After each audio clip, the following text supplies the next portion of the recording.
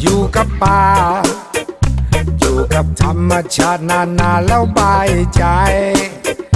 อยู่ในเมืองมันวุ่นวายจะไปทางไหนก็มีแต่ตึกสูงสูงมาละโวยมาละวามาเถิดนากลับบ้านเรามาละโวยมาละวา